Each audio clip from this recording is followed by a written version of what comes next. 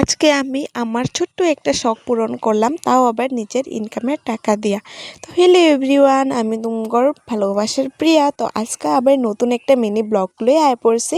তো দেখো সকাল সকালেই মানে ঘুম থেকে উঠেই দেখি মুখ চোখ দিয়ে চাটা খাই, দেখি বাবা বাজার থেকে কি আনলো, দেখো ইলিশ মাছ। তো এই মাছটা বহুত দিন হইলো খাই না। তো তারপরে দেখো আমি একদম ঘরে কাজ বাজাও লাগিয়ে গেছি গা, যেহেতু এত পরিমাণ গরম তুমগরে আর কি কমু। তো দেখো আমি একদম ঘরে কাজবাজ সুন্দর করে লাইছি।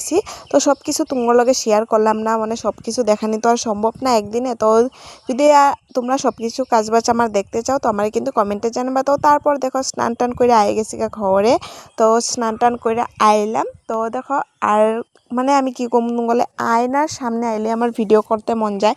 তো তার লেগে ভাবলাম এখানে অল্প ভিডিও করি, মানে ঢঙ্গনি ঢঙ্গনি বলে কয় যে ঢঙ্গনি করতেছি আর কি। তো তারপরে দেখো ঠাকুর রুমে আয়ে গেছে তো ঠাকুর রুমে আয়া তারপরে দেখো ঠাকুর রুমটা সুন্দর করে মুছা লাইতেছি। আর আমার যে ব্যাকগ্রাউন্ডে এই যে সাউন্ডগুলি যে তোমরা পাইতেছো, এইগুলি হইলো মানে হাওয়া দিতেছে প্রচুর, যেহেতু আমার মাইক নাই। তো তার লেগে আমার অল্প সাউন্ডের প্রবলেম হইতেই পারে। তো প্লিজ তোমরা একটু অ্যাডজাস্ট করে লিও। তারপর দেখো আমি ঠাকুর রুমে আয়া সুন্দর করে পূজা দিয়া লাইতেছি। তো জানি না আমি তুমগর নিয়মে কেমনে পূজা দেয়। তো তোমরা প্লিজ কেউ আমার এই আজে বাজে কমেন্ট করবা না, আমি যতটুকু পারি অতটুকুই এমনি করলাম। তো তারপরে দেখো এত পরিমাণ গরম দিছে, তারপরে আমি একদম চুলটি সুন্দর করে মানে বাইন্দা লাইতাছি। আর কি কমু তুমগর রিকোয়েস্টে আমি এরকম ধরনের ভিডিও ওখানে করা স্টার্ট করতেছি, কারণ তোমরা এরকম ধরনের ভিডিও মনে হয় বেশি বেশি ভালোবাসো।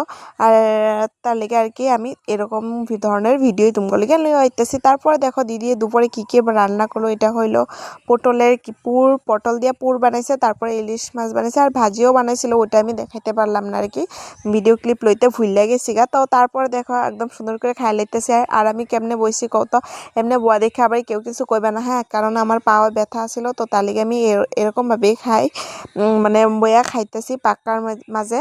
কারণ ওই দিনকা তোমার তো কইছিলাম আমি অসুস্থ ছিলাম, পইরা গেছিলাম। তো তার লিগে মানে পাও ব্যথা পাইছি, তার লিগে আমি এরকম ভাবেই বইয়া খাইতে লাগে, বইতে পারি না। তো এই যে দেখো এত মানে খায়া লইতেছি পুরা মানে এক থালি ভাত। তো আমার ভাত দেখে আবার কেউ আবার হিংসা করবা, নজর লাগাইবা না, বুঝছো, হিংসা করবা না। তো ওই যে দেখো খাইতেছি, মানে খাইতে খাইতে তোমার একটা কথা কই, তোমার কি লাইক অ্যান্ড সাবস্ক্রাইব করতে কি তোমার হাতে ব্যথা লাগে নাকি কও তো।